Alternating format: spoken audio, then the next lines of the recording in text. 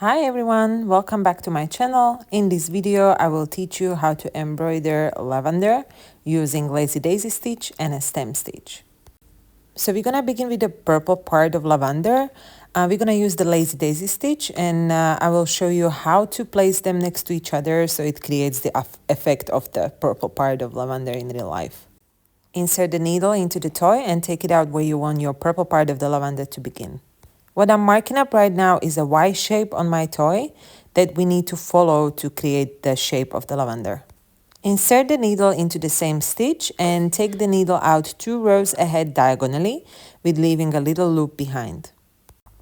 Now take your needle again and pull it through the loop we have just created. Now pull your yarn very carefully and slowly so your loop doesn't become too tight, and then insert the needle behind the loop into the same stitch where your yarn just came from. This will close the loop and it will keep it in place. And now you have created your first lazy daisy stitch. Insert the needle into the same stitch where we just came from and take it out again 2 stitches ahead diagonally into the stitch which is next to the stitch we were just working in.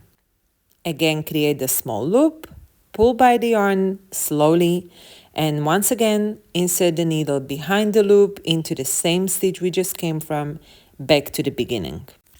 Now we have our first 2 lazy daisy stitches finished. We're gonna find that hidden stitch or a hole we left in between.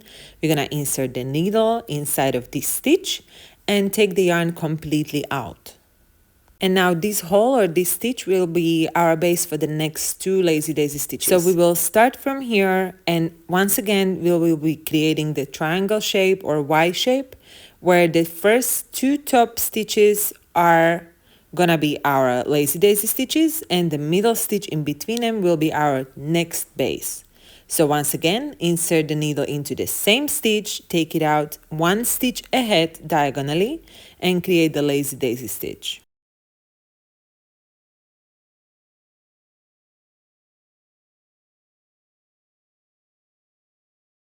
Adjust your loop or your lazy daisy stitch with the needle as you want, and then return back to the center and repeat the same thing on the other side.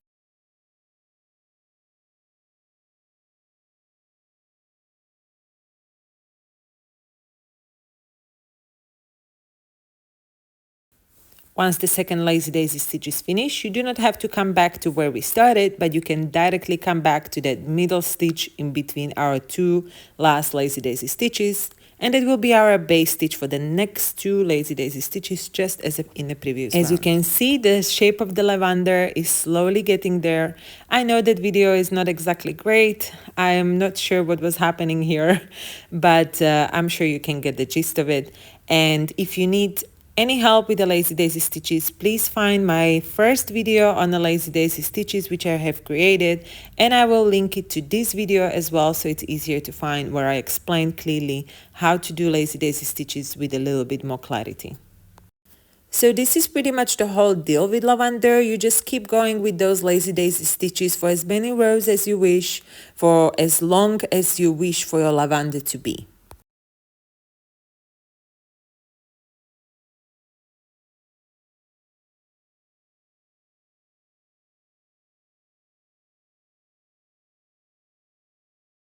And this is where I wanted my lavender to finish. So instead of going diagonally to both sides to create lazy daisy stitches, I have just inserted the needle into the next stitch which was ahead and did a lazy daisy stitch in that stitch to create that tip of a lavender.